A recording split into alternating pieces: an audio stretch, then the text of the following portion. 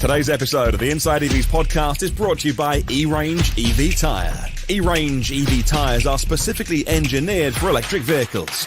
Using an advanced manufacturing process called liquid phase mixing, eRange EV's EcoPoint 3 technology creates a tyre with lower rolling resistance and longer range, while offering low levels of wear and high grip. All this while staying affordable. Go to erangetyres.com. That's ERANGE tyres.com to find your EV's next set of tyres.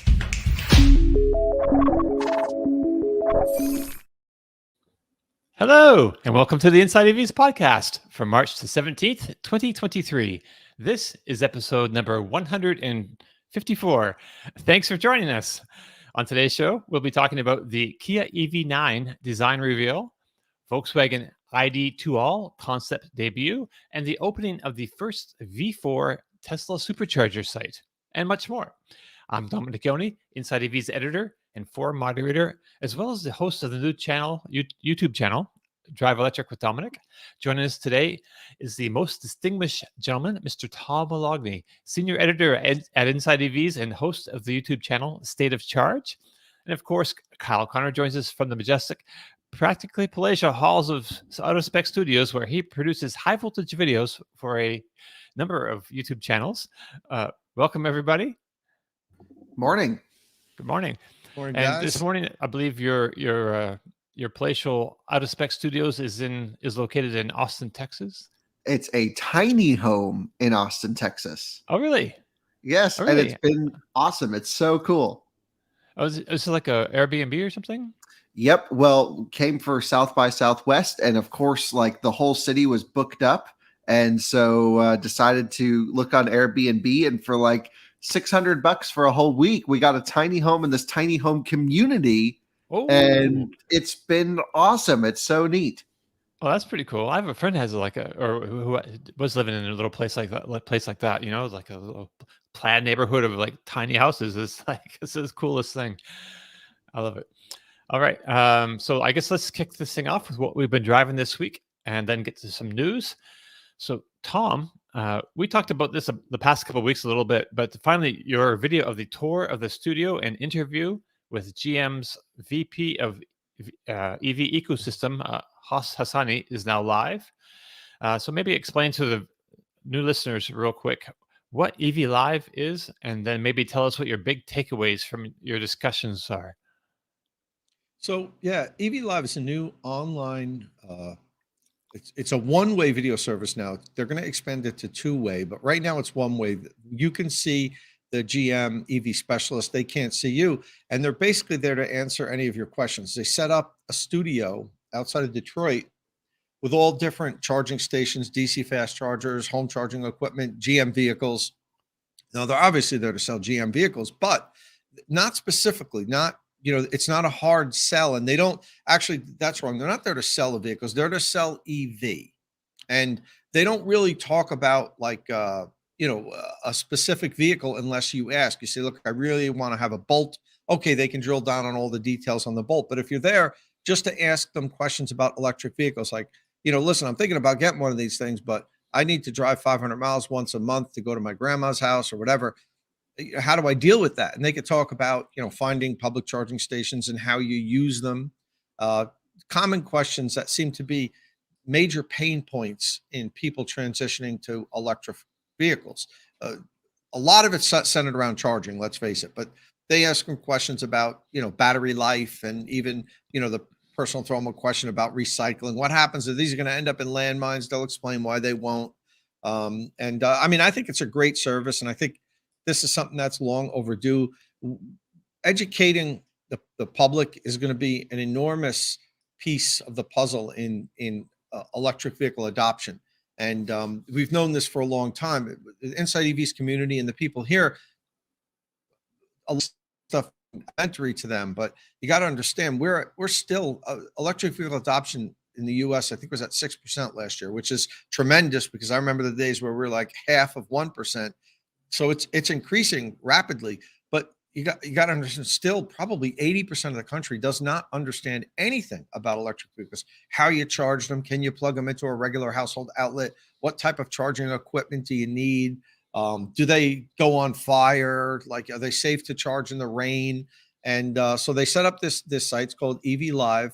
And basically there's somebody there. And the good thing about it is it's not just a phone call. You see the person and they have their iPad, and they can show you the charger, and they can hold up a connector and say, this is what you plug into your car, and this is how you do it. When you go to unplug the car, you have to push this tab and pull it out.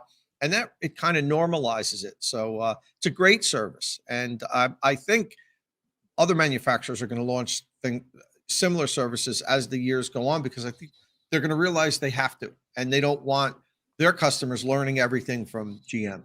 Right.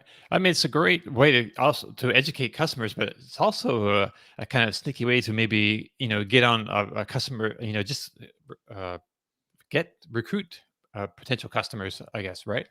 Just make them like, if they're answering your questions and stuff, just with lots of candor and transparency, and or what's the word I want? Just, they're just being there for you and answering questions. So you just build some sort of trust, relationship with the brand, I think. Yeah, that 100%. You might go there with every intention of buying a Mustang Mach-E, let's say, and you just found this online. You did searches on electric vehicle information. I have questions about EVs. This site pops up. You go in, and all of a sudden you're talking to them for a while, and they're like, we have an electric Equinox coming out in 8 months, and you might want to hold off. I don't know if that's going to be how they run it. I mean, I think I would, if I were there, I would offer, all the information possible, but then obviously you want to kind of herd people towards your products. That's you're in business to make money, but they are there to answer questions and not do a hard sell. If you're talking about other products, of course they won't know the onboard charger speed of a Porsche Taycan or something. They won't be able to answer technical questions about the other brands, but they'll be able to answer general questions on how you road trip with one and so forth. And they were pretty adamant about not being a hard sell. And I talked to them a lot about, I talked to Hassani, as you mentioned, a lot about it. I talked to the EV specialists in the room. Okay. I talked to all the specialists that were there. That's why if you did watch the video, later on in the video, I had my friend Pete call in, because I think they were expecting me to do this like a secret shopper, and they would immediately know it was me. So I had my friend call in, and I recorded that as he was asking basic questions about charging and so forth. And they did a pretty good job. There were a couple things I mentioned that I would have maybe done a little better, but that's me. You could, sure. I'm famous for my critiquing things when people don't ask me to critique them.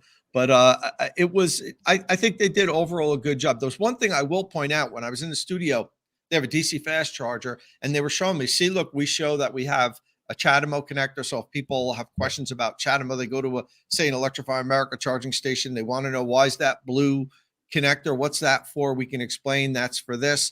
And I said, well, why isn't there a Tesla connector here?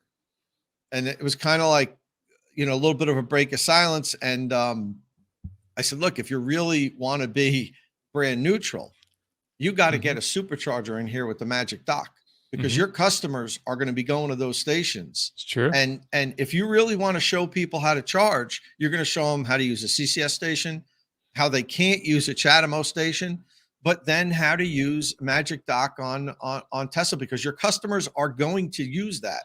And, it's kind of, I know Tesla's the big 800-pound gorilla in the room, and no one wants, it's like saying Voldemort when you say Tesla at another OEM. Yeah. But, and I was saying that to upper management, Haas and some of the people there, and they all kind of were like, that's really not a bad idea. And they seem genuinely accepting that. Sure. So let's see, maybe we'll see that get added to the studio. Right. That was a good point, actually. Yeah. The Magic Dock, it's never really been seen before by anybody. No one has much experience with it. And, I'm sure Tesla won't give them one. So that might be hard for them to get one. But what they could do is shoot video of them using one in the public and then have, because they have video screens and everything at EVlive, they could have a video demonstration next to their DC fast charger. Like I said, and if you do need to use a Tesla supercharger, this is how it's done, and you could watch the video. You know, you do your app and the connector releases, so they could do that. And I think they should, to be honest with you. So I'm going to keep an eye on that, and hopefully they take that advice. Right on. I really enjoyed that video. Sorry, because I just wanted to mention, I also saw Hassani this week at South by Southwest and attended one of his panels that he was on. And first of all, that dude rocks. He totally gets it, and thought he did a great job in your interview, Tom, and was, you know, realistic and open and not very GM heavy. It was, you know, this is what we're trying to do. He was very open about everything. I loved the interview with Pete. I thought that was really funny. Pete was great. He's like, I got those Pete, by the way. Long commute. Yeah. It was really great. So loved it all. I really encourage everyone to watch that video because I thought it was super educational. Thanks. And, you know, Pete does have a Model 3. He's driven a Model 3 for years, but he's never interacted with CCS. So he really didn't know, like, some of the things that he was asking them. And, you know, I think he did a good job also of being the secret shopper. So check out that video if you haven't seen it. And Dom, before we jump on, I know we got a list of things to talk about with you guys with some cool collab between you two. I have a video going probably today so many of my followers still ask the question about the snowstorm thing. What happens when you get stuck in a snowstorm? The EVs, the batteries won't last. You'll be dead. Now, a lot of other people have done videos. Actually, Alex Dykes on Alex on Audio did a good video on this where he really explained why, you know, it's kind of comparable, how long a battery will last to how long a full tank of gas would last and so forth. And, you know, he did all the calculations. So I didn't need to really go through the energy use and everything. But what I did do was when it's finally snowed here in New Jersey, we got like 4 inches of snow. I'd never gone through an entire winter where we never had snow. So what I did was I charged the R1T and the Lightning up to 85%, parked them in my yard before the snowstorm. And for 12 hours, I left the heaters running to maintain an interior temperature of about 55 degrees. So, and then I wanted to see how much each vehicle would drain down. Now, the Rivian also has the vampire drain going on at times. So, you know, and the Lightning doesn't. So that was a factor, a little bit of a factor. But the fact of the matter is when you're stuck in your truck or your EV on the side of the road, you don't care what's draining the battery. You just want to know how long the damn thing will last. So I did a video with that for 12 hours, and then I analyzed the results. That's coming out later today. And it's interesting. The Lightning did better than the Rivian. I don't think that would surprise anybody. It was actually much more efficient than the Rivian and would last a lot longer if you needed to, survive parked stranded somewhere until emergency services got to you. So look for that video. And then I have another video coming out later this week. If you take a look behind me, there's a bunch of chargers on the wall here, and it's not random. I'm putting out my best of 2023 for high powered 48 amp home chargers. So that video is coming out. That'll be coming out later this week. Sweet. Let us know about that one online too, because that'll be a good one to promote. Everyone needs to see that, I think. Yeah, and that'll be on Inside EVs also for sure. You know, we'll put that up on Inside EVs probably mid next week. I'm just polishing up the results of that video. Sweet. All right. Did you have anything else? No, that was it. Pretty much it. I'll be starting another free giveaway of a charger. I've given away 3 chargers the last 3 months on Twitter, and I'm going to be giving another one. I'm going to launch it this week. Another 40 amp Grizzly, and then next month I've already committed to a 48 amp Emporia to give away. So I've got we're holding on with one charger a month I've been giving away. It seems like it's working well. Followers love it, and hey, you know, if I could give away chargers, if the companies are willing to sponsor me to do this, I'll just keep giving them away. So you go to it's on my Twitter account, and I'll post the at Tomalog, right? Yeah, at Tomalog, and I'll post that I'm giving it away. And then I kind of change the rules each time, but it's basically you retweet my post and you follow me on, or you subscribe to State of Charge, and you're entered. And the more times you retweet it, the more I see your name, and the better chance you'll have of winning a Charger. And which Charger was this again? So it's going to be a Grizzly 40 amp Grizzly from United Chargers. Nice. Not the Grizzly Smart, just the regular, quote unquote, dumb Charger, but they're solid units. They're really good units, and they last a long time. They're great to use outdoors, and it's they make some good charging equipment there. Yeah, I've heard good things about them.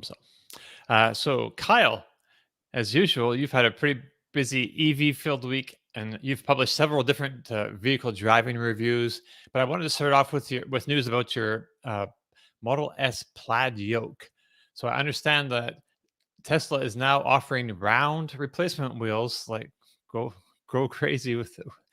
And your yoke's days are numbered. So yeah, what's up with that? What's going on? Well, originally, before Tesla offered a round steering wheel upgrade, we started the process of speccing all the parts to put a Model 3 steering wheel on our Plaid with stocks. And I've done a full video review of this setup with my friend Ryan Huber's car, and drove his Plaid around California with a round wheel and actual stocks. And it was perfect. It really transformed the car. The yoke I actually have gotten used to, but the thing that I don't enjoy is it's not a performance issue, really. It's like if I'm sliding the car around, yes, the yoke's a little bit weird. What I don't like is I can't easily shuffle the wheel through my hand. So if I just want to do a quick slide out of my neighborhood or a quick slide somewhere, I can't really confidently know where to grab the wheel. And to me, that just limits the amount of fun that I can have with the Model S. So putting a round wheel on there should be nice. I can feel the wheel run through my hands. When I'm doing FSD beta testing, for example, I can actually keep my hands closer to the wheel rather than have this rectangle spin around and crash into me. And so I think overall, for me, I understand some people like the yoke. My dad likes the yoke. It improves nothing and only takes away some of the feel for me. So that's why I've chosen to put a round wheel on. So just as we were finishing up the Model 3 kit for the Model S, Tesla announced they're going to make a yoke replacement. Right. And so I ordered it. I was like the first one to get it, put my name on the list from Tesla. And then, just yesterday, I was just checking my email, and boom, a minute earlier, it said, time to schedule your appointment. You're ready for this thing. So I went through, scheduled it through the app. Round steering wheel, $750, by the way, which is kind of crazy that I need to pay that much for a round wheel. Right. So anyway, I thought I would rather go with the Tesla upgrade because it benefits our users more. It's something that they'll actually do more than this weird Model 3 adaptation. Plus, I'm going to try out the new Model S wheel. And I just saw one 2 days ago for the first time at a supercharger. It was a Model X engineering vehicle right near the Gigafactory here in Austin. And it had the round wheel. And I was like, oh, that's pretty neat. So anyway, it goes in at the end of the month, and it'll get its round wheel. Right on. All right. So last week, we talked about the Ford Mustang Mach-E GT. This week, you have a review up of the Kia EV6 GT. So not the GT line trim level, but the actual spicy version of the EV6 with like 570 horsepower. And I have to say, the opening sequence, that video, chef's kiss. Nice slide to the dirt, onto the pavement, all properly oriented to then rocket up the road, which you also do. And it's like the perfect slide and take off. Yeah. So watching this, I was surprised to hear about all the upgrades that the GT got. I don't know why it didn't really click with me before, but adaptive suspension, bigger brake support, but also an upgraded brake booster you talked about. There's a rear chassis brace under the floor over the subwoofer, and then a 5-link suspension up front. It has a completely redesigned front end geometry compared to the normal EV6. Right, that's kind of crazy. So all that kind of sells the car to me, but does it live up to the hardware? So I understand it's not necessarily straightforward to get all the performance out of it. Yeah, well, and I also think part of it's because it was cold out when we were testing. In the summertime, you could probably access more of the performance more of the time. But with most electric vehicles, well, I guess I'll back up for a second. The EV6 GT uses the same battery pack as the standard car, 77.4 kilowatt hours, roughly usable. That is a pretty small battery pack to pull 570 horsepower out of. And, that's a pretty big, charge and discharge rate when you're ripping on it. Right. The Mustang Mach-E, for example, GT, we also had at the same time, had some limitations, but kind of nothing like the EV6 GT did. This thing, if it was below 50% and the battery wasn't super toasty, it just would not, perform at all. So what we did in preparation for this test was arrive to a DC fast charger, actually pretty cold on the battery pack, charge it to 100%, which by that point we drove it gently to the base of the mountain roads to then start shredding. So it was one of those things we really had to get right. And then the car was just insanely good. I mean, truly, truly fantastic. To the point where when Ioniq 5N comes out, I think I'm going to buy one because it is one of the few cars that I didn't want to stop driving. And it was a wonderful experience. So I guess I'll break that down for you very quickly, but I have a full, 40, 50 minute long video on this topic. The front end is way more planted than the standard car. The ELSD on the rear axle, limited slip diff, is perfectly tuned. So as soon as you start coming out of a corner and you apply throttle, it'll actually start to lock up a little bit more, and you come out of corners with straight wheel. So you're just always driving in a bit of slip angle on this thing, and it's super tail happy and like pretty awesome. Right. So the faster you drive it, the better it gets. And the brakes are fantastic. Everything about it was truly great. The downside to this car, I thought, was kind of all of the daily driving stuff. I really didn't like it driving around town. If you're trying to get around town quickly, the front motor actually was almost too powerful where it would overwhelm the whole car. A bit of GV60 performance. You would just come out of a corner if you're making a right on a turn. It would just roast the tires for miles. And, the rear axle is just along for the fun.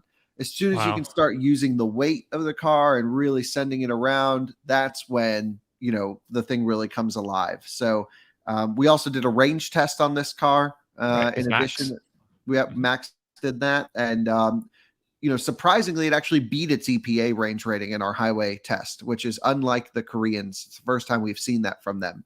So I want to say it did 213, 217 miles, just under 220, somewhere around there. And, I thought, okay, it's really not efficient around town, at least in my driving. I was getting like low 1 point something miles per kilowatt hours. And that was just driving normally, like with heater on. It was cold. But on the highway, I it's got 200 miles of usable range if you full charge it. So it's not going to be the ultimate road tripper. It does charge great. I wouldn't get the GT if you're going to do long distance driving. Right. But for me, it looks like it rips pretty good though, man. Living in Colorado, dude, I don't know if there's a faster way to get through the mountains than this car because it's pretty incredible. I mean, I actually preferred driving it more than the Model 3 Performance, which is the first EV that I've preferred driving on a twisty road more than Model 3 Performance. Really? Yeah, at least out of the box. The Model 3 Performance needs some serious upgrades to get more hardcore as they've sort of softened that car over the years. This is coming in, and it's like the Koreans went hardcore. It's pretty amazing. Right. Wow. You got Alyssa holding on tight through that. Yeah, crazy. She enjoys it though, and she was the reason she was there. She really wanted to go for this mountain road blast. So I was like, you know what? If you like performance driving, and she'd been on many cars on this stretch of road, and so, yep, she really enjoyed it, and she preferred the car as well. She liked it. Sweet. So as you're saying, like the range on this thing is not so good, but Max got 217 miles out of it. So I thought it was pretty good. Well, so that's not that good, but it's better than. But it's only rated for 209, right? Right, which still is really bad. Right, because that's like a 77 kilowatt hour battery.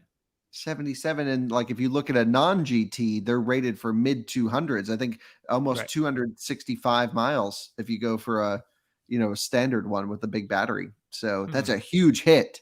to go Right. when you go for the GT. I wonder if it's got the up. I wonder if the inverters are like upgraded to the Yep. material. Different motors, different inverters, different cooling strategy for the motors. They use direct cooling right into the rotor situation. It's pretty amazing what they're doing, actually. And the thermal longevity of this system was amazing. I mean, we were pounding and pounding and pounding on this car, and it never gave up. Unlike, and I hate to use the comparison all the time, but the day before I did the Mustang Mach-E GT, which is a direct competitor to this car. Right. The Mach-E GT has a much larger battery pack. And it had thermal limit or a power limit within 5 seconds of me starting, legitimately, probably less than 5 seconds. And the whole way up the hill, the Mach-E was just, in a so-called turtle mode. It was just limiting the whole way. When the EV6 GT is coming in with, slightly less range, you'll be surprised, not that much less range. We did a range test on the Mach-E as well. And the powertrain just smoked the whole way, just ripped for almost an hour. It's crazy. Right. Was it Leonard asks, I wonder if it can charge faster on a 400-volt charger due to the upgraded inverters. That would be interesting to test. Perhaps if the rear motor can do more than 100 kilowatts, that rear motor inverter. So let's see. You also had a review of an older vehicle on your channel this week, a used Tesla Model 3 rear-wheel drive with 45,000 miles on it. It sounds like a lot like my car. Yeah, some weird guy owned it in Florida. It's because I guess it was my car. So you were actually coming through Tallahassee last Saturday and stopped in long enough to make a couple videos, including a driving review of my car. So let me pull that up here for us. Wait, that was you driving with Domenick, Kyle? I thought that was the guy from Independence Day, the scientist. I didn't know that was you, Dom. Sorry. I noticed somebody put that in the comment section, so I had to mention it. So Kyle dropped in, and we met up at a Starbucks. go figure. And this is my car he's pointing out, and So what did you think overall, Kyle? Well, I think, you and I had spoken about this car from the beginning. We found it together, and, I've sort of followed the purchase process from your side. And so it was cool to see the car and to know exactly what you got, because, up to this point, I had never seen this particular one. And I would say from a build standpoint, from a quality of materials, from a squeaks and rattles, you got a really good one. And this particular generation of when your car was made was probably the last of when they were truly solid, up until they went through a dark period for a couple of years, and now they're coming back with incredible quality. And so this was just at the beginning of the major ramp up of production, still probably when there were a lot of eyes and hands on these vehicles. It was still an early one to make sure quality was good, and it truly is.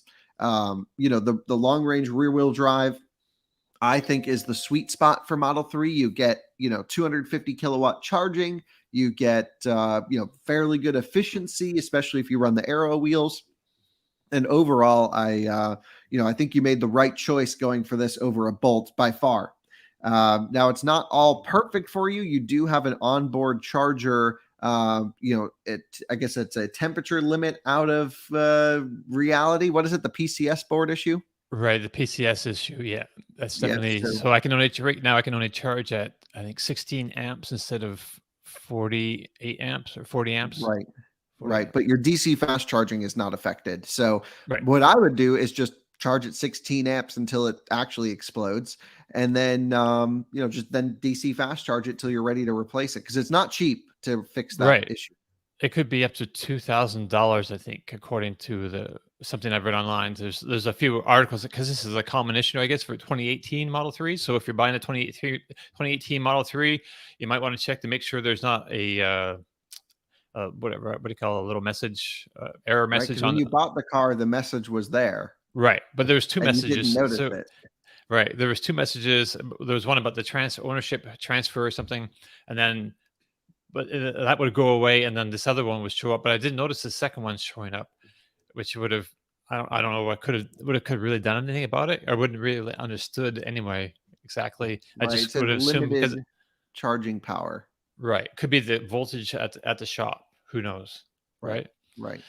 Yeah, but there's no warranty with the car, and so I'm pretty much on my own. So you said there's an outfit that does aftermarket work on Teslas called the Electrified Garage, and there's a location in Ocala close to me, a couple hundred miles from me. So I need to call there and just gonna get an idea if they do that and how much they charge. There is a potential also maybe doing it myself. I think this is probably a very bad idea. But I know it's a possibility. I guess you don't have to drop the battery. I think you can access it through the take out the back seat. I think there's an access panel there possibly to the penthouse of the battery. That's a little structure that's just on top of the actual battery enclosure. We call it the penthouse, and that's where the PCS lives. And you can find all kinds of videos of people, pointing out, looking at the PCS and showing them what it does. It's got 3 blocks of different things that handle, I think, 16 amps of current each one. So some cars it starts to go and it'll only get 30 amps, and then when you lose 2 blocks, it's 16 amps. So that's kind of where I'm at. But Right. other than But that, overall, the car felt great. It was great to see you. And we also filmed some other videos, which maybe we'll get to in a little bit. We filmed yeah, we'll one get other to those. video. Yeah, Yeah. great. But before we get to that, I wanted to. So you're still in Austin, Texas this week. So that now has a lot of automotive content to go with the music and everything else. So one of the electric things you saw there that you've uploaded a video about, at least, is the Porsche GT4 e-Performance, which I believe began life as a 718 Club Sport. So this isn't a street legal car. It's really engineered for the track. But I was hoping you could tell us a bit, because it was kind of interesting actually, about Porsche's strategy for keeping like full power flowing for a 30-minute session. So maybe just tell us what these cars are about and about this strategy here. Yeah, so I got to spend a little bit of time with the 718 GT4 E Performance, and it wasn't anything special. I just saw the car parked outside of the convention center and filmed a video on it. No one was there from Porsche, so I just read the specs online and made this video. But it was my first time seeing this car in person, which I'm really excited about because, first of all, I love the 718. I think it's the right size car. They also make a spicy one called the GT4. They make a GT4 RS, which is the crazy thing with induction piping right by your ears. And I've been able to experience that car on track, and it is truly amazing. And then they make a club sport version, which is all about hardcore weekend racers, hill climbs. You own the car, you get a trailer, you build a little team, and you can go to different events where you can take the car out and enjoy it. It's not like a full race team in a Le Mans setting or IMSA setting or something like this. Right. This is weekend racers having fun. A lot of team owners do this on the side, things like that. So Porsche basically sells factory race cars that you can go to a dealership and buy, and they just deliver it to you like a normal car. Not street legal, of course, but they're one of the very few brands who offer a club racer, if you will, from the factory. And it's pretty incredible that they're able to do that. They decided to make that concept electric, which really gets me excited because it is kind of the perfect application for EV. You don't really have to worry about long distance range. Most of the events are about 30 minutes for each session. And the big challenges that this is what's the smallest battery for lightweight that you can put in to run a 30-minute session? How do you get the most amount of regen during that session to maximize that low capacity? And how do you charge it really fast? Because in between sessions, you need to get, juice in this thing, assuming tracks have high power charging, which Atlanta Motorsports Park just got a whole bunch of DC fast chargers. I believe Lime Rock is getting some. The tracks are now getting chargers, which is great. Nice. And so basically this is a 900 volt system architecture, has an 80 kilowatt hour battery pack with 65 kilowatt hour usable. So it's a huge buffer, which makes sense because if you're going wide open throttle all the time, you don't want that much loss of performance. So I imagine most of that buffer is on the bottom. That's right. And there's 2 permanent magnet motors, 400 kilowatts each. So what's that? 1,070 horsepower. So it makes more power than a Plaid in something that small, which is crazy. And man, that's a crazy freaking car to run. No, it's gotta be insane because I think about how quick my Plaid is, and I'm like, it weighs 2,000 pounds more and is twice the size. So like this just must be a monster. And It can do 800 kilowatts of regen, which is twice what a Hummer EV can do. And a Hummer EV at 400 kilowatts regen is like into ABS almost. It's like standing on the nose. So, this is like you may never even use friction brakes, or at least not much. Right. And the fact that it can charge at 350 kilowatts on such a small battery pack and charge from 5 to 80% in 15 minutes is pretty incredible. Wow. So the 30-minute runtime can't happen at 1,000 horsepower. They dial it down to about 650. And so that's where you can get sustained performance. They have, oil cooling for the battery pack and motors that touch everything. Massive cooling system here. And I hope one day I'm able to experience it and try it out and get it hot and plug it in and do all that cool stuff, because as a technology showcase, this is pretty incredible. It's important to remember that this particular one works and it has all of that in there. It's not on sale yet, but my gut feeling is it will go on sale, and we're going to see electric versus combustion club racers out on the weekends at the same time, which is going to be awesome. Well, that would be great. I don't know. Do you think so? The regular club racer is. Do you think it would be? Well, it'll be able to hang with this. I think they're going to probably dial in the settings so that the cars themselves will become pretty much the same, and it's up to the driver, or it's up to your vehicle choice. Maybe the combustion will have some benefits. The electric might have some benefits. Maybe they'll have an electric series separate from the combustion one, but I'd love to get them both together on the same track. Yeah, that'd be great. Yeah. Awesome. Okay. So as I mentioned before, you were, let me just turn that off. You were in Tallahassee and did a review of my car, but then you also rode with Kay and I. Kay's my musical partner. She plays bass in Firefly Rebellion, and she's a camera person for this ride. Yeah, so we tried out FSD beta for the very first time, and I had actually activated a day or two before, so it was pretty much ready to go. And I have to say, it worked kind of as I expected. Let me just pull up the footage of us here. Share screen. And it's important to note, this was not the new full stack 11.3. This was previous software. This is the 10 point. Well, you read it out in the thing, but it's the version before the 11 point. Is it 11.3 they're up to now? Yeah. So we got the 3 camera view going on. It's pretty good.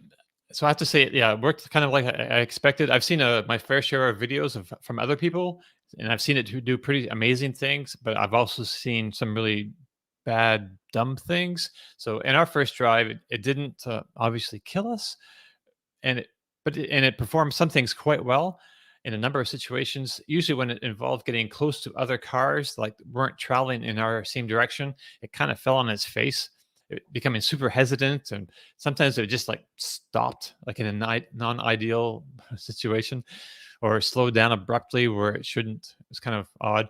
So I'm going to make a dude loop, as Kyle suggested I do. My channel is called Drive Electric with Domenick. The acronym is DUDE. Right. So I'm going to make a dude loop and record the progress of the FSD system over time. Yeah.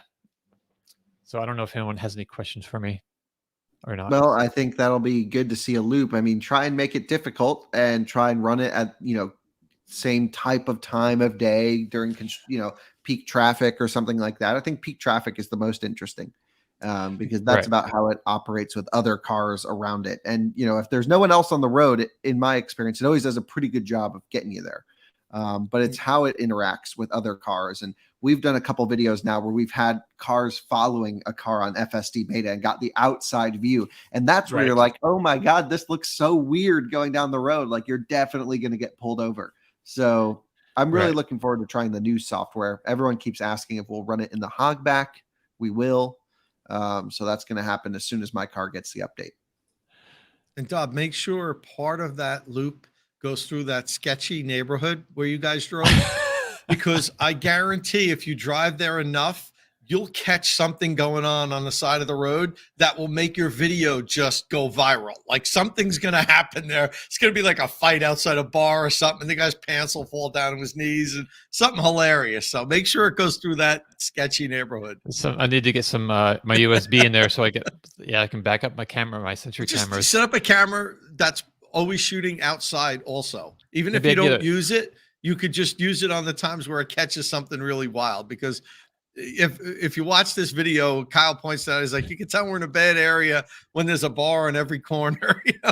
That's you're going to get something really interesting if you keep driving around there. So that's my 2 cents. Right. So far, I was thinking of, so we have like a Florida State University is in Tallahassee, and they've really, there's one street close to the university that's really become student centric. So there's a lot of foot traffic. It's like a little slow, and it kind of winds this way to, and there's a traffic circle. Then it goes towards the FSU stadium where they play football. So I think that's an interesting part to kind of include in the loop. So I'm thinking about it, and yeah, and we'll come up with something, and yeah. So tomorrow, I'm gonna have a video. I'm gonna have to try to have a video tomorrow of my first service visit with a mobile technician that came to my house and did a rear harness recall repair, which was kind of neat. And I enjoyed it. Oh, I enjoyed it more than probably the mobile tech did, because I was pestering him with questions and stuff. Did you ask him about the charging issue you have also while he was there? I did, and he looked it up on the what do you call the diagnostic screen. So there's 2 layers of diagnostic screens. So he had the deepest layer that he could connect his laptop to, and it could tell him about the code. So he saw there was the PCS issue, and they had a code about temperature sensitivity that we don't get in the car usually.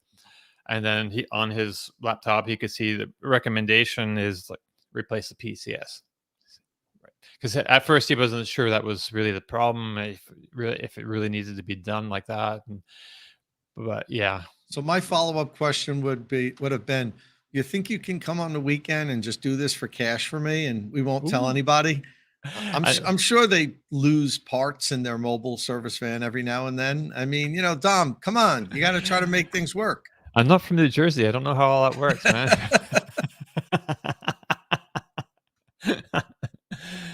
I would have been like, look, buddy, I'll turn the heat on for you. You got a heated garage. I'll make you lunch. I'll pay you cash. See if one of those onboard chargers kind of falls off the truck one of these days. You come over here and no one's going to know any different. Right. Right. Yeah, so that's my big news. And I have another video planned for this weekend that we can talk about in a minute, actually, because we have a topic coming up that could be some crossover stuff. But we should talk about some news of the week real quick. I just want to bring up one point. Did we ever talk about Blue Cruise 1.2 last week? Your hogback challenge? Yeah, because I think the video went up after the podcast. It did. I think we talked about it a little bit, but we can talk about it now. No, as long as we did, I just couldn't remember. But it is a major update for those who don't know. Blue Cruise 1.2 rocks. It's now I don't know. I was really trying to think about it. Is it my new favorite driver assistance system? It's at least up there for top 1 or 2. Right, with Tesla, basically. Yeah, Tesla's good, but the phantom braking's driving me nuts. So I think I prefer it over autopilot at the moment until Tesla can fix the major phantom brakes. I think it's like there must be something going on with my specific Model S, and I've put up some videos about it, but that thing just puts on the anchors and goes full brakes. It's crazy. But Blue Cruise performed so great in the hogback. Really smooth lane changes, really good, natural feeling of the way that it drives. And can't wait for everyone to get their updates to their existing cars, because you're truly going to love it.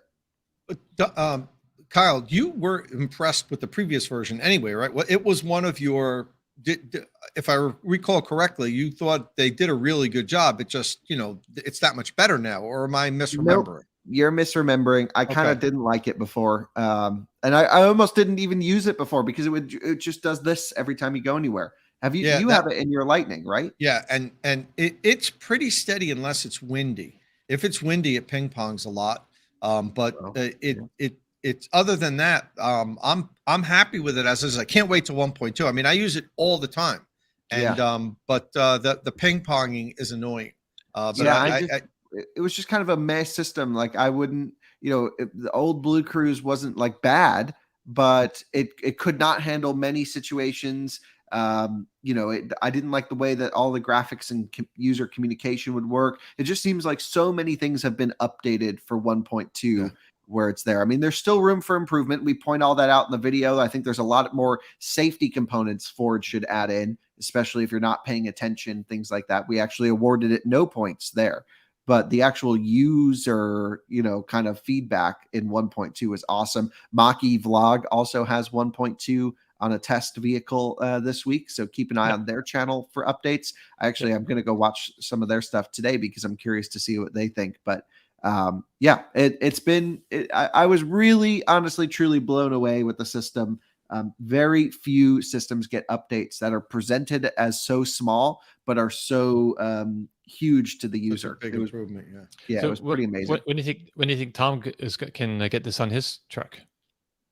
Well, I don't know for Lightning, and I don't expect anytime soon.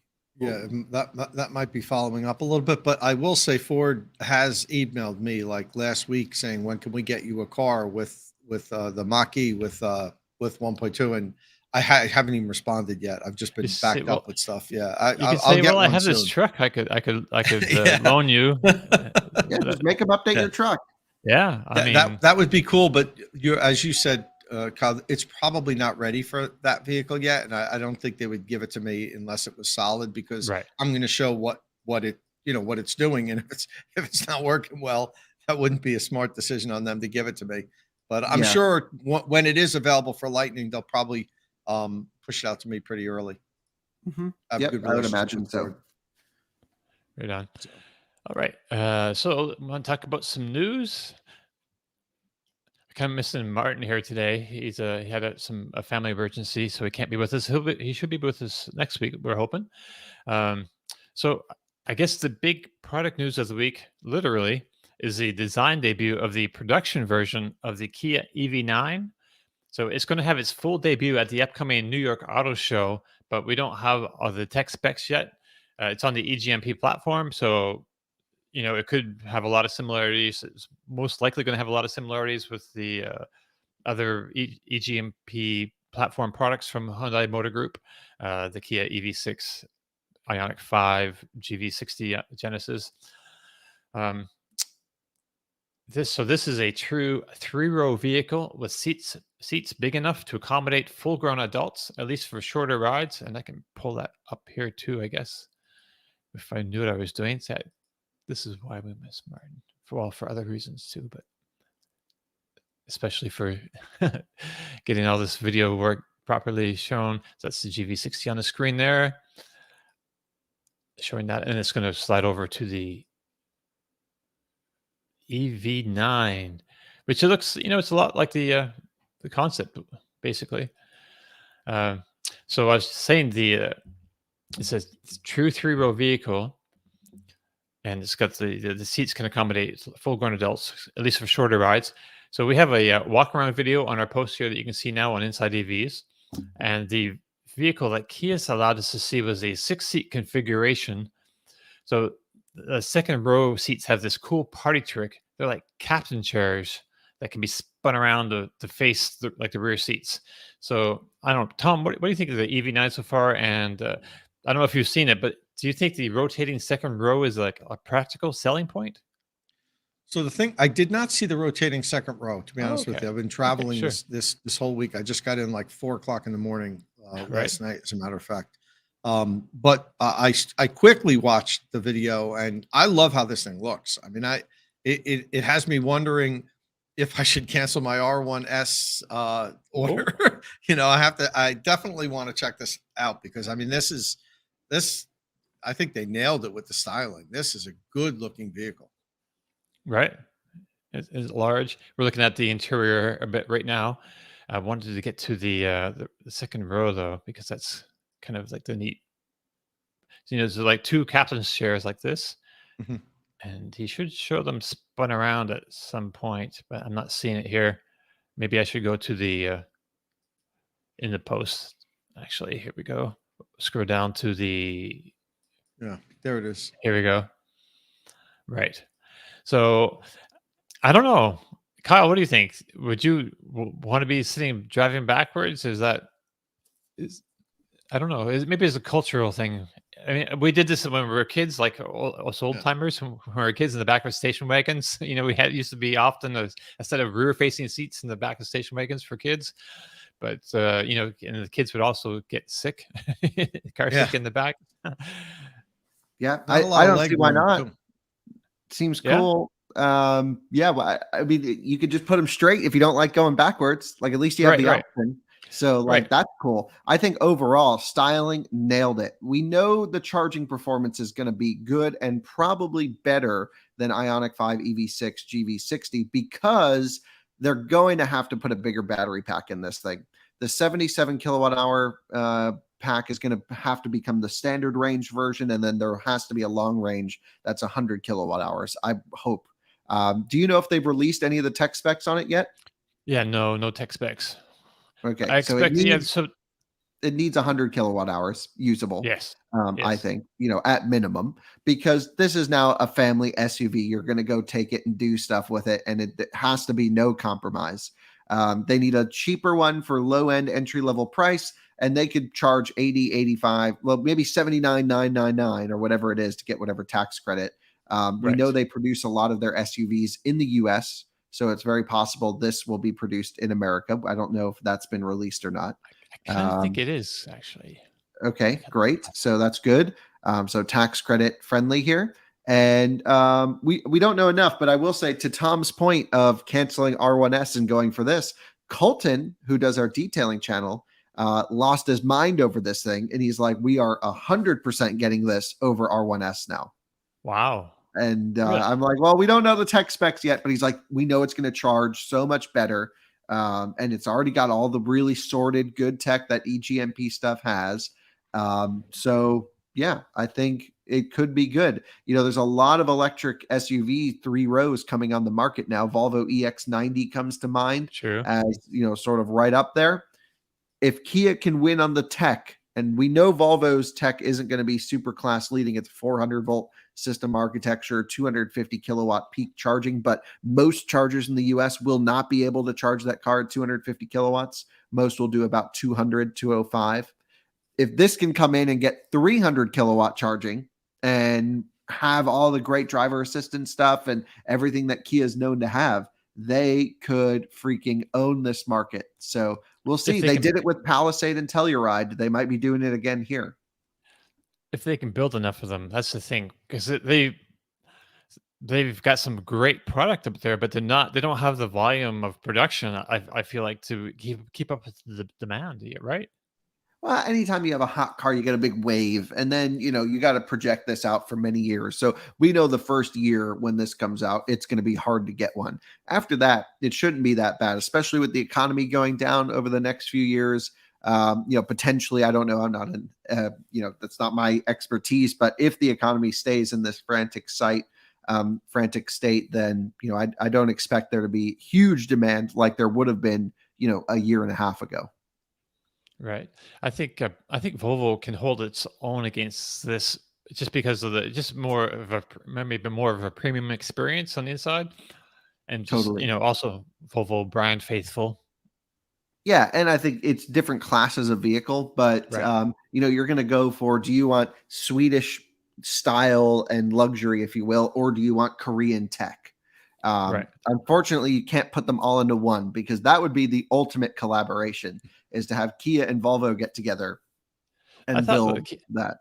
I thought the Kia materials on the interior were pretty decent. I'm not sure quite premium, like up to Volvo level, but for a lot of people though, it'll be good enough. I think if the price is a. Every time you drive one of these Korean cars, though, it's like someone described luxury to them, and then they, produced that. They didn't really experience it. And I get it more as I go into the Genesis lineup, and I'm like, I just experienced the new G90, which is their maximum luxury sedan. You get out of that, and then you get into an S-Class, and you still go, oh, yeah, the Germans still got it. So, yeah, they still got some work to do. Sure. They have been moving upscale. Hyundai, Oh yeah, Kia. The materials, their choice of materials has been getting better and better gradually, and prices have crept up also. I mean, look at what would you have thought that you're going to have a Kia that cost $80,000 or $90,000 a few years ago? It's right. that was the value brand. That was Yes. if you had $25,000, you get a Kia, and now they're competing with luxury brands, so they have to improve the materials they use in the interior and stuff. But we've criticized Cadillac with the Lyriq on the interior materials also, that Mhm. that it doesn't seem to have the fit and finish and the choice of materials that you would expect in a Cadillac. So everybody's trying to save where they can. It's true. True. To my point about just being available, we have a story on Inside EVs this week about Genesis is expanding from, I think, 3 states or 4 states to 15 states. So if you're only selling cars in 15 states, your volumes are going to be lower than what they would be if they're in the entire. We have 50 states, right? So they're going to all of the electric models now on sale for the first time in Texas, Wisconsin, joining Arizona, California, Colorado, Connecticut, Louisiana, a bunch of states. You can look that up online. Right. But yeah, pretty psyched about this. That's going to be a big deal at the New York Auto Show.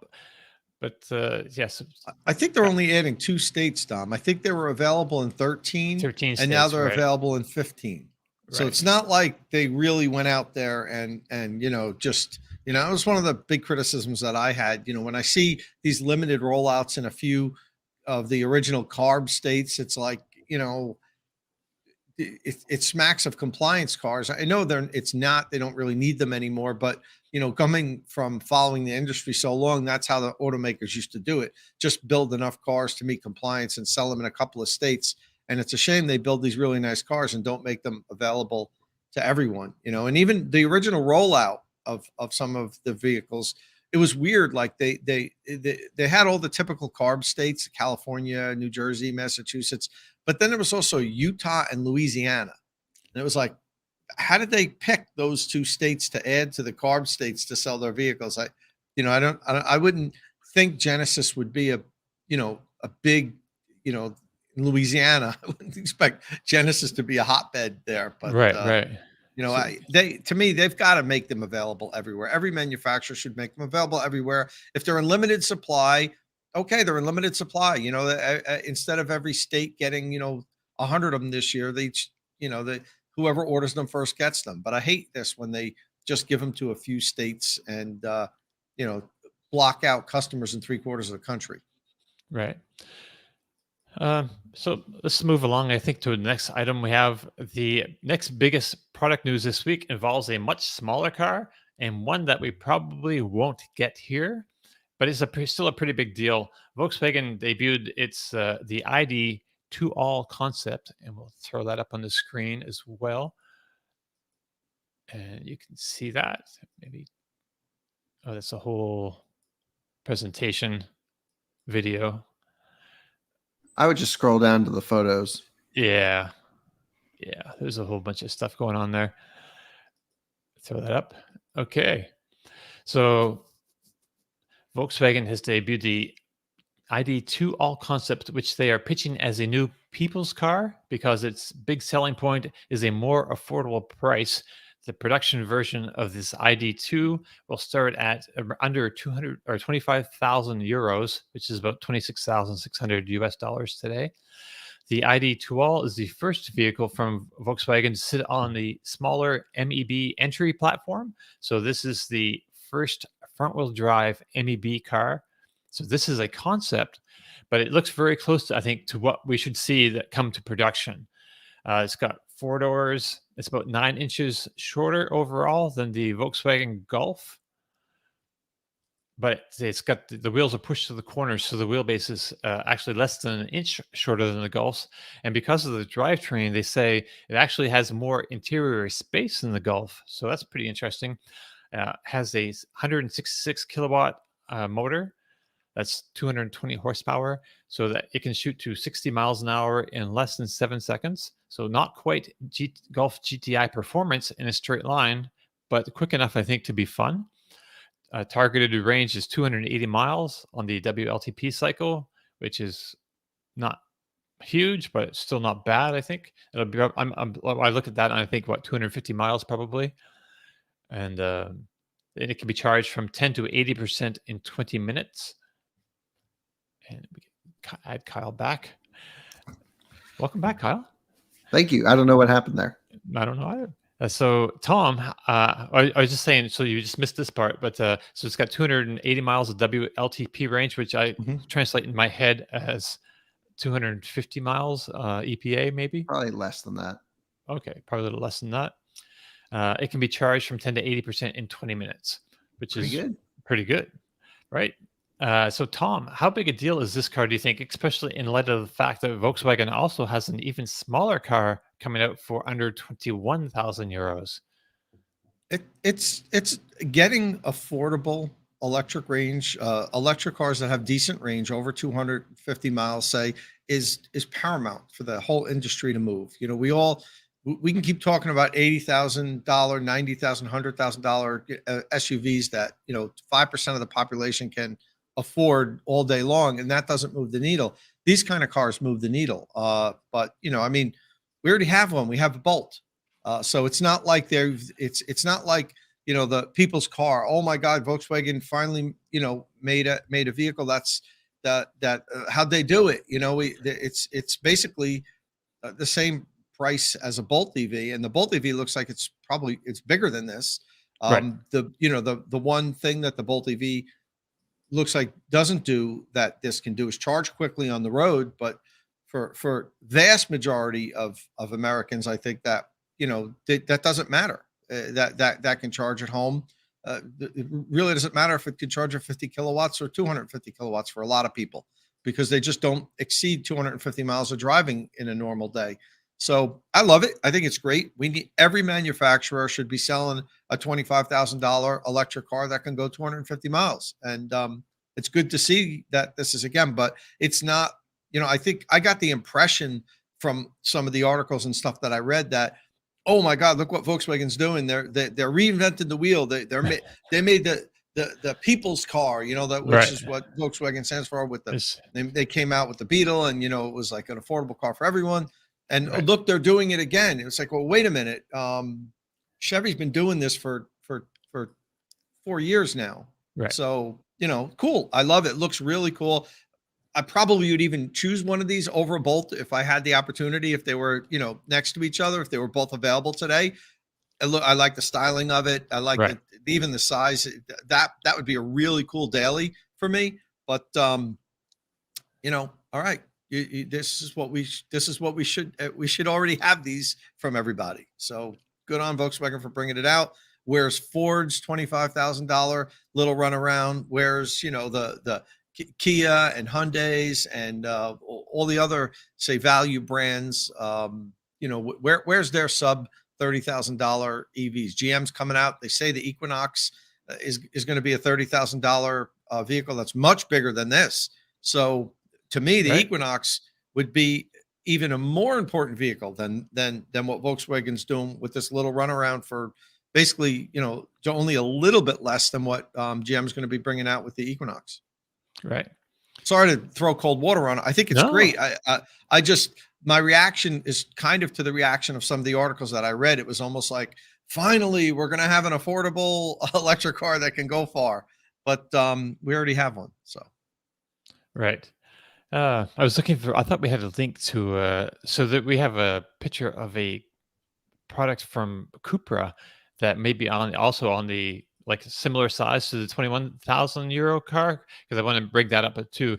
But I'm with you, Tom. I think I might like this over a Bolt myself, just because it's smaller, but it's, charges so much faster. Let me just turn that off. Yeah, smaller. I think it. See, so I had the Spark EV, which is kind of small, which is maybe more in this kind of size neighborhood, and I think that's a lot more fun. It was a lot more fun to drive than the Chevy Bolt, which is just bigger, and the Bolt is even quicker. But just the feel of the Spark was great. The steering feel and just the smallness of it. it was just a blast to drive. And this Volkswagen looks like it might be as well. Yeah.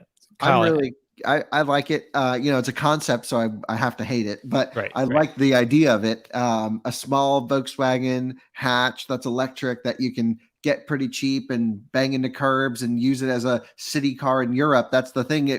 For US audience, I agree. We already have the Bolt, but this I think is going to be a whole nother level. It's going to charge so much faster. It's going to be rear wheel drive. It's going to feel so much more premium because even cheap Volkswagens to me feel like they're way more solidly built than a Bolt would be. And I am so excited about this thing. I think it's going to be a game changer, like Tom hates, but I think it will be. But I think this is going to be it for Europe. You're going to see these on every corner. The charging performance looks wonderful. The interior, I mean, who knows what the real one will look like, but at least the concept looks close to production. They got the right ideas, and I hope they keep the retro gauges that were in that car as well.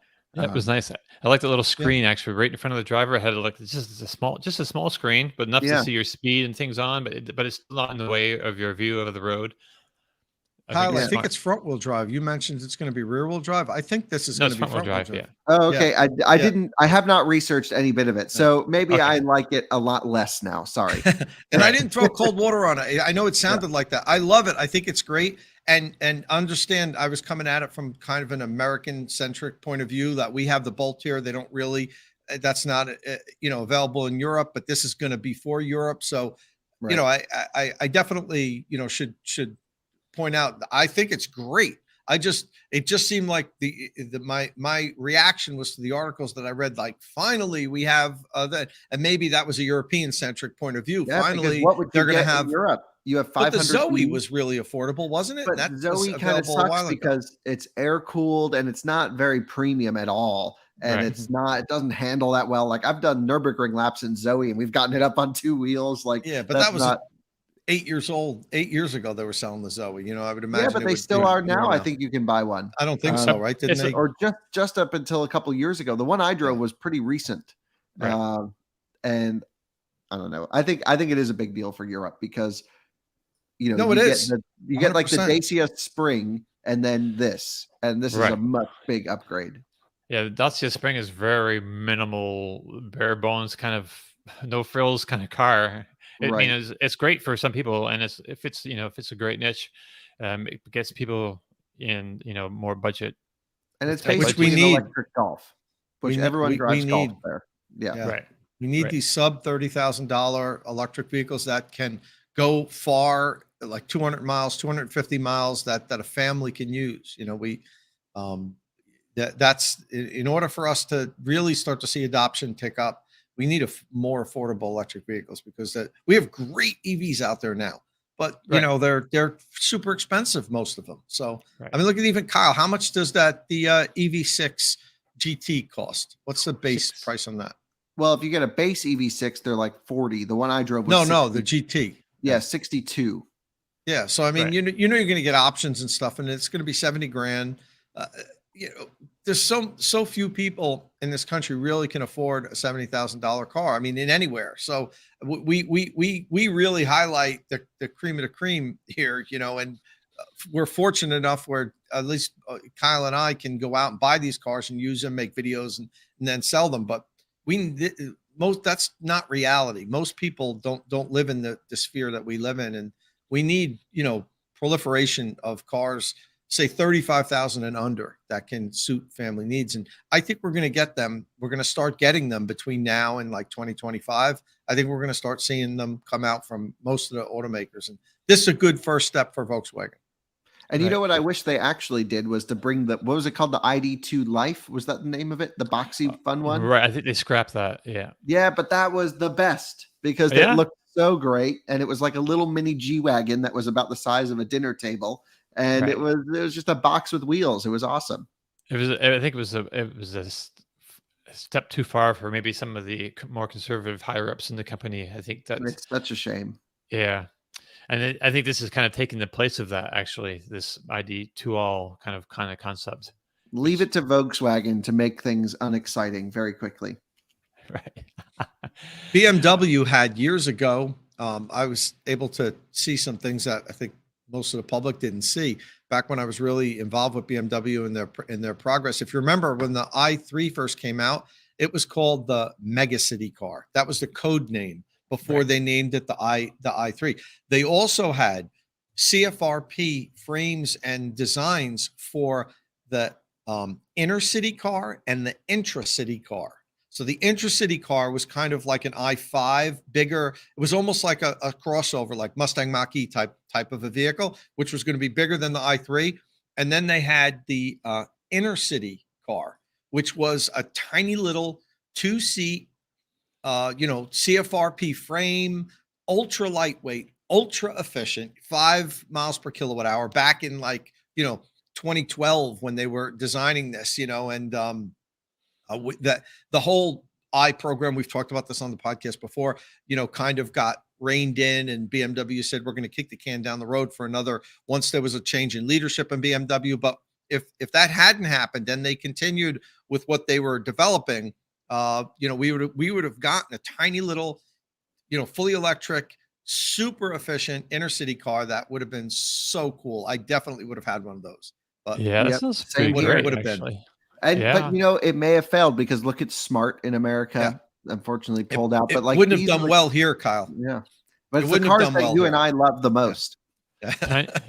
Tiny premium cars is a difficult sell in this market for sure. Yeah, it reminded me of my old CRX, like the look of it, and I was like, oh god, and I loved my CRX, and that would have been something that I would have jumped right on. And I didn't know, all it would have had to do was make it, because it wouldn't have had long range or a big battery. Super small battery, super efficient.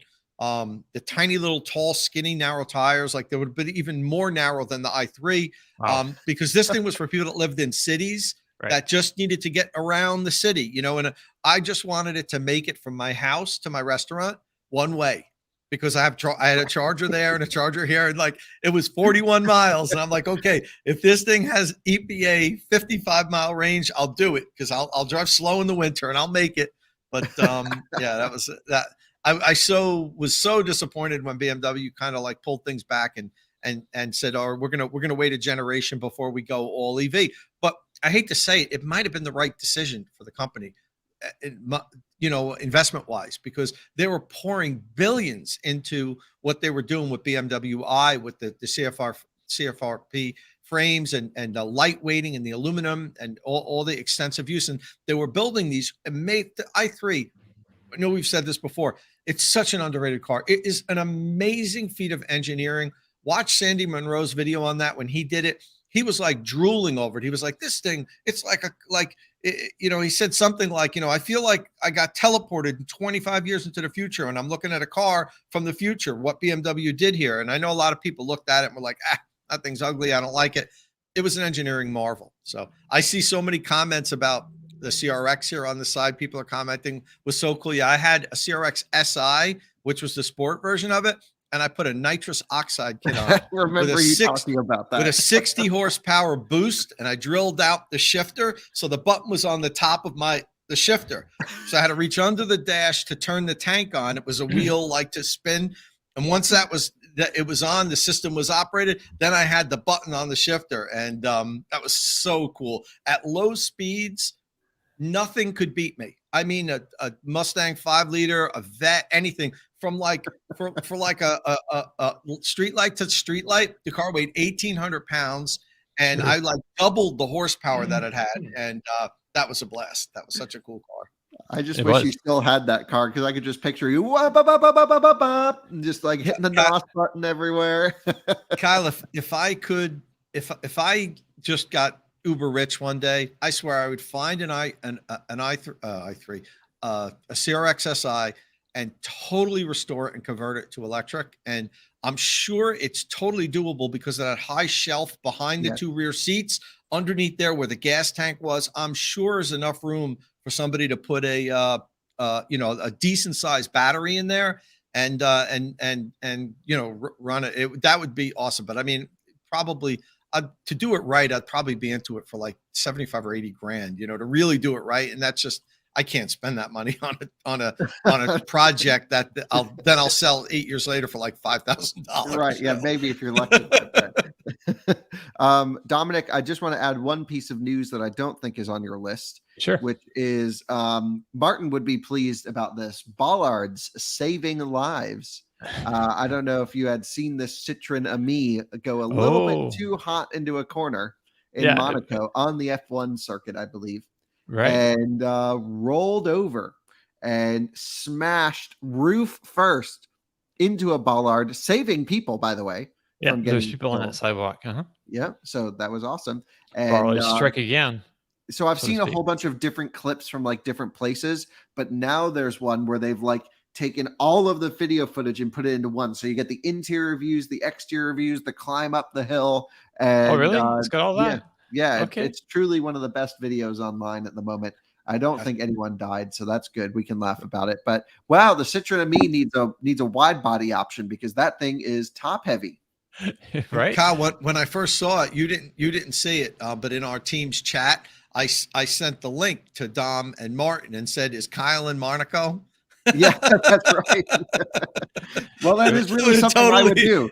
That would have totally have been you. It would have been that would have been perfect, you know. Yes. And talking about bollards, you know, we talked about the bollard the Twitter World account Bollard last week. Association. Yeah. And did you see when I posted Inside EV's podcast, like the link to watch it on Twitter, I tagged them and I was like, you know, we talk about the most important news this week in electric vehicle bollards, you know, and they World of Bollards retweeted. Oh, that's awesome. Our thing. And I think they're following us now. So it was funny. That's great. Well, every episode we need a Bollard story then, because great. It really was awesome. And the Citroen Ami really looks dangerous, to be honest. That did not look good because they were even getting it so much on the uphill that they were spinning the inside tire. Weight was coming off. And then this dude just hucked it into the corner on the way down and it rolled so fast. It was pretty unbelievable. It was great. Great content. Right. What I'm surprised about is you seem surprised that happened. Like you were like, it looks pretty unsafe to me, as if you didn't realize that already. I mean, I don't think Cal probably this for you to realize that thing will tip if you're going 60 miles an hour on the third. Because with my smart car, I can be such an idiot and drift it and slide it, and it's fine. Also, I drove in a Me, but just That's around Mercedes Las Vegas. engineering. And, right. But can you imagine, 28 miles an hour and into a hairpin and flipping though? I don't know. Well, that he may have actually had a bit more speed on. It could have been a tuned one downhill. Mm-hmm. But even at 28 miles an hour, yes, I now after watching that happen and watching the fifth gear test where they got it up on two wheels. Yep. I didn't see now that. A very tippy car. But what's crazy is like that's a car that you can drive without a license. Right. Well, it's a slower So, version. like, There's a slow let's version. put the youth in the least safe car ever. It's the best car ever. And I think it actually gets even more appeal for me now that you can die just from going around a corner. This is amazing. But you really should not be putting the youth in this car. All right. So Tesla has opened up its very first V4 supercharger. It's in the Netherlands. It's got 16 stalls and it's currently only charging Tesla vehicles and at the same rates as V3. Let me pull up our page on that. We have an article up on Inside EVs showing the site, and that's kind of what it looks like. So these are the new V4 Tesla superchargers that we can see here. They have longer cords, so they should be able to charge non-Teslas more easily than the current Tesla superchargers, because non-Teslas have their charging ports at various locations around the car.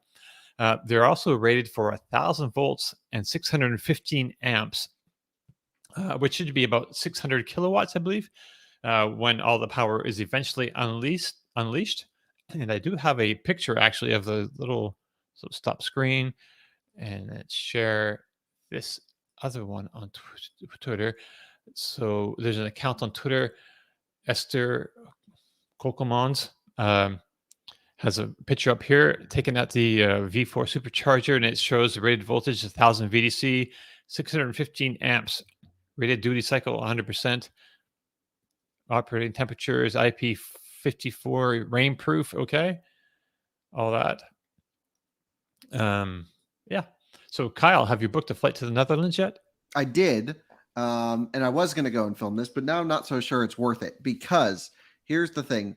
The actual chargers are no different at this particular site. They're still using version 3 chargers. The actual charging equipment is identical to version 3 superchargers. So you're talking All about the big this box is- behind the pedestals. Yes, so there'll be no difference to the cars, at least at this moment. All this is a dispenser that is upgraded. They use immersion cooled cables, so it's a longer cable. That's really the big deal here is cable and everything. Already in Europe, superchargers are rated for 1,000 volts on the dispenser side, so there's no big deal there. And you know, the higher current rating is great. What we've seen Tesla doing is they adhere to the current rating, the nameplate rating, for CCS vehicles in the US, at least with Magic Dock. But when you plug in a Tesla, they go way beyond the nameplate rating. They already do 650 amps in the US on version 3 superchargers. So I'm not totally sure this is like the big break we're all waiting for. I think it's the first version for dispenser. As far as I can tell, there's no difference to the charging equipment yet. So I think that will come at some point, is my guess. Right. Well, interesting. Because I Because mean, Tesla this is tweeted version 4 supercharger, and then like some people went there, and I was talking to some friends, and we're like, this is no different. And we're all like, yes, this is identical equipment to version 3 supercharging. They use the same max power rating on the cars. You know, it's possible that when they unlock this, they can send more power through the dispensers because of the way version 3 superchargers can send power back and forth between the different cabinets. So that might be it. And it definitely looks to be a nice longer cable. It looks to be the thickness of a version 2 supercharger, but it's fully immersion cooled, which is great. And I think it's definitely not whatever was charging the Semi with these mega charger situations. So it's not as exciting as I thought it was going to be. So I'm not sure I'm going to fly over. Oh. So did you already pay for your ticket? Oh, yeah, but that's okay. Yeah. Okay. Okay. I can get points. That's true. Okay. I'm just pulling something up. So I discovered in my neighborhood, I think I have a V4 supercharger here as well. I'm just pulling up another page here to show y'all. So I'm going to go tomorrow. My big adventure tomorrow is going down towards the coast and checking out this installation.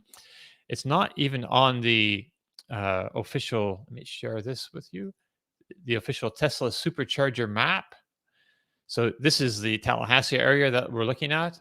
You can see it's got the supercharger here, and they've got a new V3 supercharger just down the road a little bit in, they call that Lamont, Florida. I think they call it. It's just a couple exits down from here, but south down here, there is another supercharger, but it's not here on the map. It doesn't show.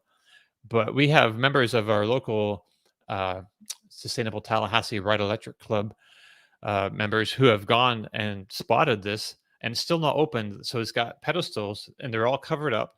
I think it might be fenced off still, this area.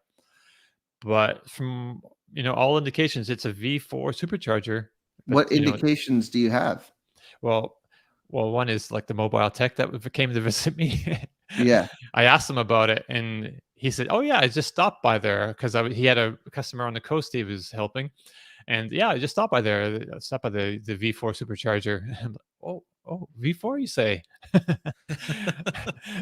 So yeah, I'm definitely, and you can tell like the size of them. They look just like the ones that we saw, in Holland. Basically, they're like taller and rectangles.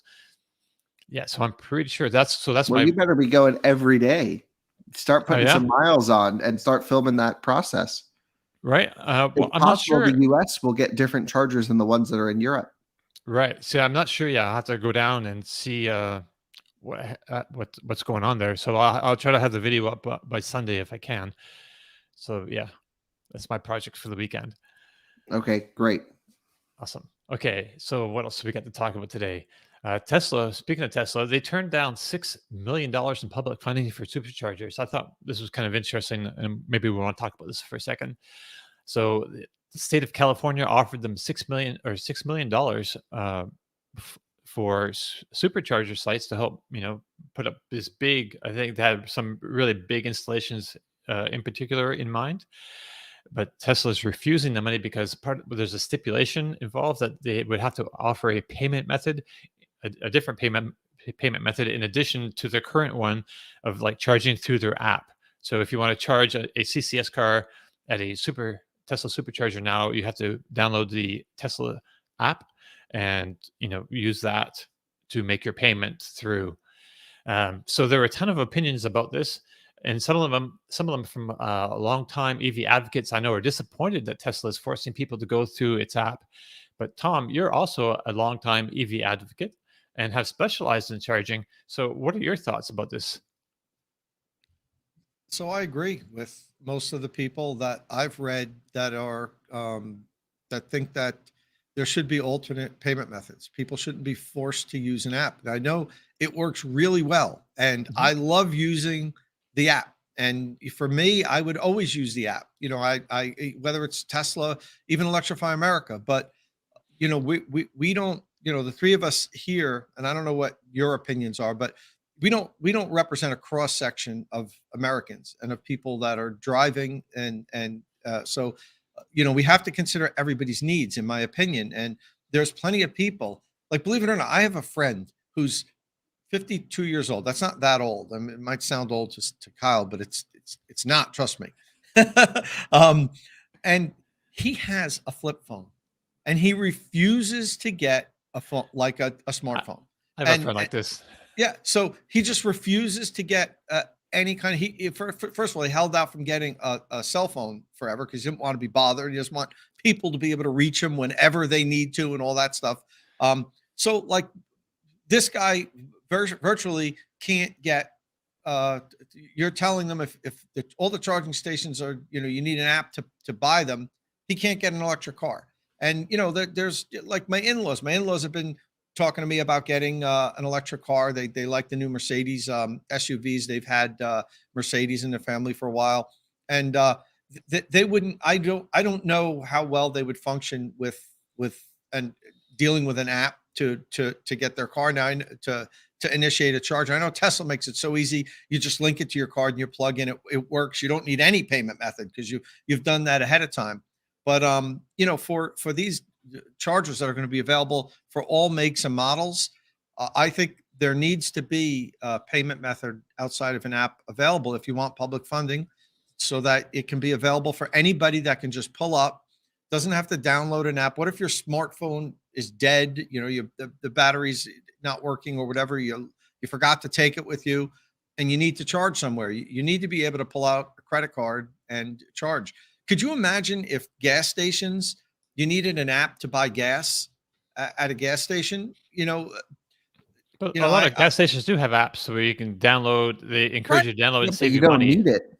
I'm not saying you get rid of apps. Of course, use app, because most people are going to want to use it through the app, but don't force people to. And that's what basically, Tesla does. So, I understand why they do it. And it's a very elegant solution. It works really well for the people it works for.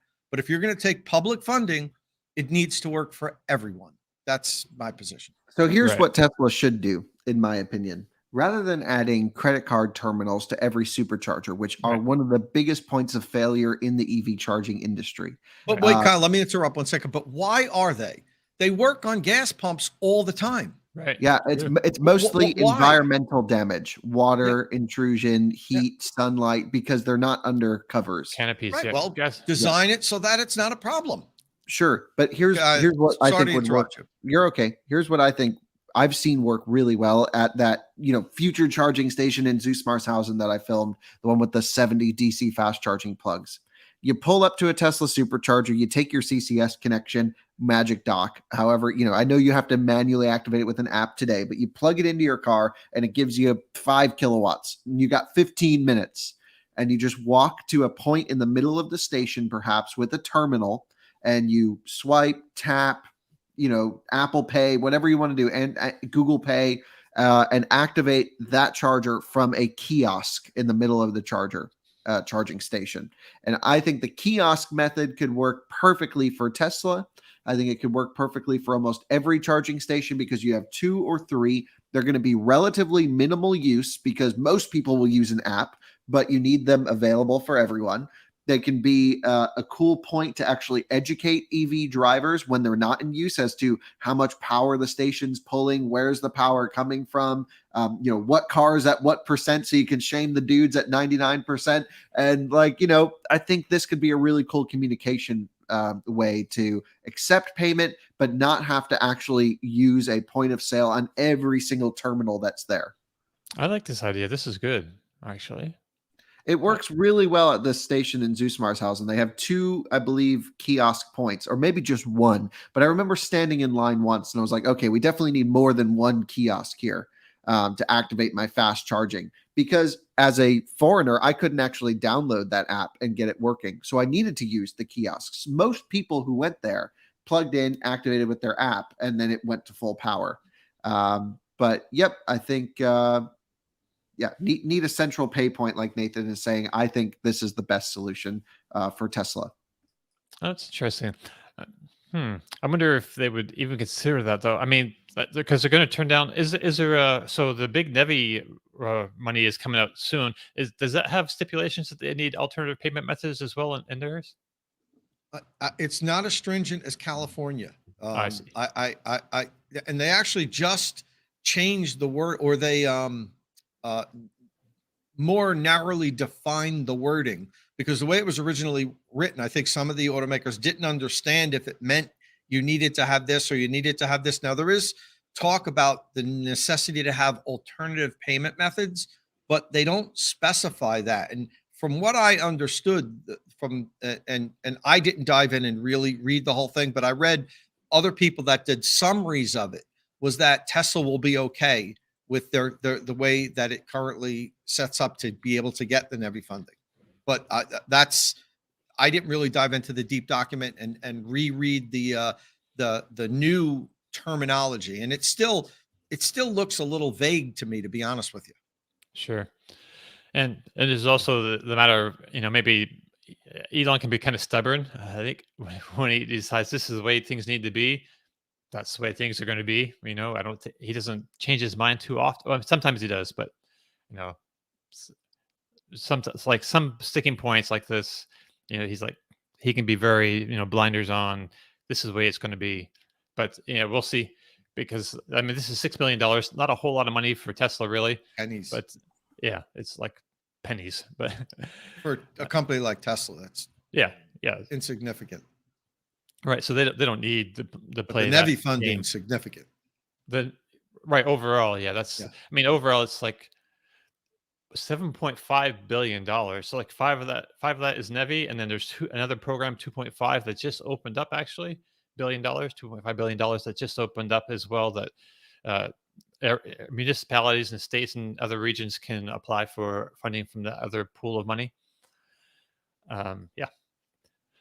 So, but I like your kiosk idea. That's great. I think Tesla, if you're listening, give Kyle a call. He'll set you up with some more ideas. I think they already got my idea. Okay. I think it's fantastic. Also, that would be for specific sites. I don't think it's feasible to have that type of a setup where we have everywhere we have DC fast chargers. Maybe that would be for the specific sites that they go for funding for, and open up some of these centers like that would be fantastic. But, overall, like when there's a parking lot and 6 fast chargers at a Target parking lot somewhere, right along a major highway, I don't think they could then re-engineer and have like a booth there where you'd pay. I'm just thinking an iPad on a stand. Yeah. I think you could just put it between 2 chargers. Well, this particular funding was for I think 4 sites with a total of 420 charging points. That's a lot of that's wow, like 105 chargers per site, basically. The perfect type of sites for what Kyle was describing. Exactly. How big cool sites with a center where you can go in and get some coffee, get snacks, free Wi-Fi. Just while your car's charging. I'm not sure that $6 million could even cover one of those sites. No, that would. Right. You mean for the kiosk idea? No, no, I'm not saying for, that oh, no, the yeah. $6 million of funding might cover like a half of one. Oh yeah, no, it's just an incentive. It's just thanks for doing this. Here's like a little bit more money to help whatever, help get it done, help make it happen, or also maybe get this accessibility. I don't know, $6 million. I think you could design and engineer a kiosk for that money, but you could install it once it was designed. Anyway, they have enough money going to charging. I think Tesla's just going to dominate the charging space here pretty soon. Right, they could be a huge I monopoly. think V4 is just going to be everywhere, and monopoly. Yeah. All right. So I think we're up against our time. Yep, we're up against the time. So I think we should probably call it. So that brings us to the end of our show. If you have any questions or comments, you can leave them on the Inside EV's forum podcast thread or on our YouTube or Twitch comment sections. If you right, you can find and follow our panelists on Twitter. Follow Tomology at Tomolog. That's with 2 M's. Martin Lee, when he's here, and then even when he's not here, is at EV News Daily. Kyle Connor is at It's Kyle Connor. And I'm on Post and Mastodon and other platforms. If you like the show, please give us a thumbs up. If you're watching us on YouTube, click subscribe and tap that bell icon for notifications. And we'll see you all again next week. Ciao.